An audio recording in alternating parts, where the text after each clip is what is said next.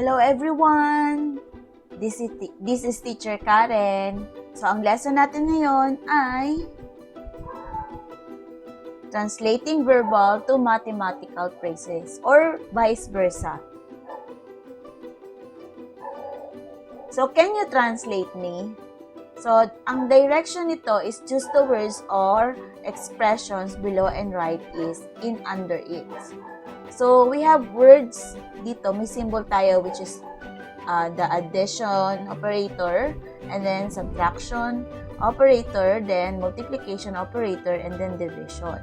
So, maglalagay tayo ng pwedeng katumbas na word according to the symbol. So, plus, saan kaya natin ilalagay yan? So, dito tayo sa addition. And then, the product of, ilalagay natin yan dito sa multiplication. And then, subtracted from, ilalagay natin yan dito sa subtraction. And then, minus, ilalagay natin siya sa minus. So, kung ano yung sa palagay ninyo na babagay o makakapagsabi kung ano yung ibig sabihin ng symbol na magiging corresponding ng symbol yung words na pinapakita. Next, the difference of, so ilalagay natin siya dito sa subtraction. And then less than, ilalagay din natin siya sa subtraction. And then yung the sum of, ilalagay natin sa addition. And then yung diminished by, ilalagay naman natin sa subtraction. And then times, siyempre, dito tayo sa multiplication, then multiplied by, sa multiplication ulit. And then yung more than, sa addition, added to, addition again. And then increase by, addition again. And then next is quotient of, dito yan sa division. And then decrease by, doon naman tayo sa subtraction. And then divided by, dito tayo sa division. And then ratio of, also in division. How about sa ganitong symbol? Yan. Ano kaya ang pwedeng corresponding words or sentence na babagay sa kanila? Is not equal to. So, doon tayo. Yan. Diyan yan bagay sa symbol na yan. Ibig sabihin ng symbol na yan, not equal to. And then, is at least. So, saan kaya yan? Yun. Yan yung nasa, yun yung is at least. Is less than or equal to. Doon din siya sa may, yan, sa symbol na yan. And then, is greater than or equal to. Yan. And then, as most, is at most. And then, is greater than. Yan, walang equal kasi yun lang yung symbol niya. And then, is less than. So, yan yung mga uulitin natin. Sa addition, we have plus, more than, increased by, the sum of, the total of, and added to. In subtraction, we have minus, less than, decreased by, the difference of, subtracted from, times, multiplied by, the product of, divided by, the ratio of, and the quotient of. And then here naman is less than, is greater than, is less than or equal to, is at most, is greater than or equal to, or is at least, is not equal to. So, kung kailangan alam natin na kapag nakita natin yung symbol na yun or nabasa natin yung word na yun, yan yung hinahanap na symbol o yan yung hinahanap na words. So, can you name the violation? So, before we proceed to our lesson proper, ano yung nakikita yung symbol? Ito, ano to? So, kapag nakakita kayo ng P tapos may ganyan, ang ibig sabihin niya ay no parking. Meaning, bawal pumarada sa Tagalog. Kaya nga na-towing siya, kinuha siya kasi may nakalagay na no parking pero nag-park pa rin siya, kaya kinuha siya ng mga MMDA. Okay. Next. Yan. May guhit sa gitna na puti. Tapos may circle siya na red na may guhit sa gitna. Yan. Ang ibig sabihin po niyan ay do not enter. So, bawal pumasok. Yan. Pag nakakita kayo ng ganyan symbol, do not enter. Kahit wala siyang word, basta makita mo lang siya, alam mo na kung ano ibig sabihin. Kasi alam mo yung corresponding words or sentence niya. So, pag nakita niyo yung guhit na puti na ganyan at nasa loob siya ng bilog na red, that is, do not enter. Yung kanina, yung P siya, tapos meron siya naka-cross na red, ang ibig sabihin nun, no parking. Pag dito naman ay do not enter. The next one is yung no loading and unloading area. Diba? Bawal magsakay o magbaba ng pasahero. Makulit nga lang. Diba may nakakabantay ng mga MMDA? Dito yan sa Manila. Banda yan sa may Rector, Quiapo. Yan. So, ibig sabihin, yung area na yan ay bawal magsakay at bawal magbaba. Pero may mga pasaway na mga Pilipino. Yan talaga. And then, kapag nakita nyo naman tong symbol na to, ano kaya ibig sabihin yan? Hindi, symbol lang minsan. Hindi na kailangan ilagay pa yung words or sentence.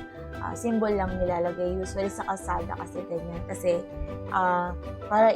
kasi yung driver magbabasa pa eh. Kung makita niya lang yung symbol na yun at alam niya, pwede na. Alam niya na yung anong gagawin. So, ibig sabihin niyan ay no left turn. So, bawal kumaliwa. Yon. Next. Yan. Kapag nakakita po kayo ng ganyang symbol, meaning bawal tumawid. Okay? No pedestrian access, meaning bawal tumawid kasi delikado, may nakamamatay. Yan.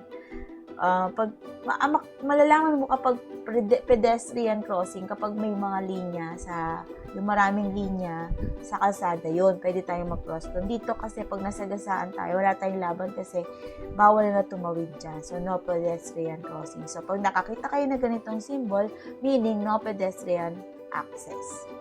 So, ito naman, yan, may torotot siya, tapos makaganyan din. Ibig sabihin kasi yun is bawal.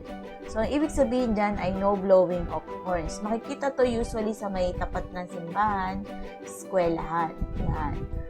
Yan, dito yan yung nakikitang symbol. Pag nakita ng driver yan, o nakita ng mga tao yan, ibig sabihin, bawal mag-blow ng horns o bumisina.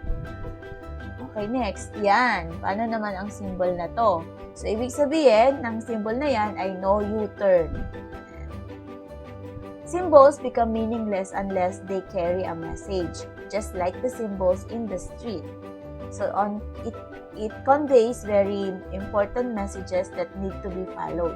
Our responsible citizens, obedience is the key. So, para makaliwas tayo sa disgrasya, kailangan sumunod tayo dun sa mga symbol na nakikita nyo sa kalsada. And then, we need to learn how to obey because it bridges to discipline. In the same way, algebra make use a countless symbols. So, hindi lang sa kalsada may symbols, maski sa text, meron din. Diba? Kahit hindi na tayo magsulat ng basta may smiley, may sad face, may angry, alam na nung kausap mo kung anong ibig mong sabihin. So, lalo ngayon gamit natin yung text messaging and then chat. So, may mga symbols tayong ginagamit. May heart pa tayo, may approve, diba? So, alam na natin na kahit hindi natin isulat yung word, alam natin yung symbols. And then, these are symbols that indicates operations. So, sa algebra, yun yung kaninang nakita yung symbols, yun yung mga symbols na ginagamit sa algebra or sa math. So, let us translate. So, in mathematical phrase, for example, this one. So, yan yung mathematical phrase. Ita-translate natin siya into verbal phrase. So, ano kaya ang magiging translation niyan? Pwede siyang 5 plus x. Pwede rin siyang add 5 and x. At pwede rin siyang the sum of 5 and x. So, kapag kinonvert natin yung mathematical phrase na to into verbal, tatlo yung pwedeng maging or possible na magiging sagot. Pwede rin siyang 5 increased by x. Pwede rin siya. So, magiging 4 possible answer tayo. And then next, may tricky ones. So, paano ko pagbaligtad? Kanina 5 plus x. Paano pagtad? Ito, baligtad siya. So, paano natin siya ita-translate into verbal phrase? Pwede siyang 5 more than x or 5 added to. Kasi, kapag ginamit natin yung more than and added, ibig sabihin niyan, kabaligtaran ng posisyon. Okay? So, yung more than and then yung added to means the first number added to the second number. So, pag gumamit tayo ng more than, ang magiging position nun, kung ano yung nasa after ng than na word, yun yung nasa unahan. Katulad nga, itong example natin. So, 5 more than x. So, yung x yung nasa unahan and then nasa pangalawa ngayon yung 5. Nasa last part. So, that is a tricky one. So, you need to switch the order of the terms. Next, mathematical phrase. So, how about this one? So, pwede siyang maging 5 minus x, 5 less x, the difference of 5 and x, and 5 decreased by x. Pero yung tricky ones ulit, paano kung baligtad siya? So, ang verbal phrase niya is 5 less than x, and then 5 subtracted from x. So, meaning, less than and subtracted from means the first subtracted from the second. So, you need to switch the order ulit. And then, how about this one? 2m, magkadikit, meaning that is multiplication. So, 2 times m or twice m, pwede siya. Okay, how about this one? Naka-fraction siya. So, meaning that is division. So, how do we translate it into verbal phrase? So, the quotient of x and y or x divided by y. And then, mathematical phrase na ganito or ganyan. Pwede kasi siyang, parehas lang kasi yan ang meaning. X over 2 or 1/2 x. Pwede siya. So, ang verbal phrase niyan is x divided by 2 or the ratio of x and 2. Pwede rin siyang actually 1/2 times x. Pwede rin siya. Pero, ang pinakamalapit kasi dyan, or pinaka-correct kasi dyan is x divided by 2 or the ratio of x and 2. Parehas lang kasi siya. Okay? So, express phrases in mathematical symbols. So, for example, 5 more than b. So, ang keyword dyan is yung more than. So, meaning that is addition. So, magiging b plus 5. Kasi nasa tricky ones yan, gumamit tayo ng more than. So, ibig sabihin, babaligtarin natin yung 5 at saka yung b. Kaya naging b plus 5. And then, how about this one? The product of 9 and x. So, ang keyword dyan is yung product. Product means multiplication. So, pwede natin siyang gawing 9x. Sa multiplication naman, pagdating sa mathematical phrase, lagi nauuna yung number bago yung variable o yung letter.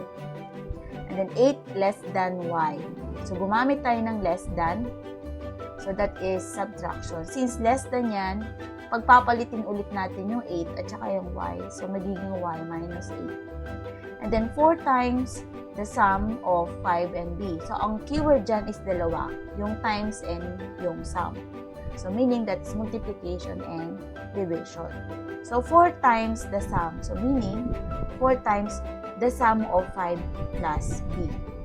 So, okay, next is twice m diminished by 6.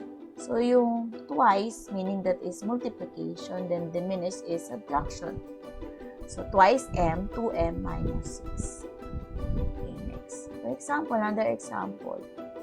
So, 8 plus the product of 4 and a. Pwede rin siya. And then, pag ganito naman, that is 4 times the sum of x and y. And then, 5x minus 4. That is 5 times a number. Hindi siya 5 times to. Hindi. A number x. Kasi, sa algebra, ang x, hindi na yan ginagamit as multiplication operator. Pwede na siyang parenthesis or magkadikit lang. Automatic, that is multiplication. So, 5 times a number x. So, hindi siya pwedeng 5 times minus 4. Hindi. That is 5 times a number x. So, naka-mention si x. Minus 4. Okay, x plus 8. So, the sum of a number and 8. Hindi na nagbanggit ng x dito. Pwede yon kasi yung x pwedeng palitan ng a hanggang z na letters. So, pag nakakita kayo ng a number, meaning that is any variable. Pwedeng x, pwedeng a, pwedeng b. Pwede nyo palitan yung x. Okay. And then, ito. So, that is 6 less than 1/2 of a number. So, thank you and God bless. I hope na natuto po kayo ngayon. And then don't forget to subscribe and hit the bell for notification. Thank you. God bless.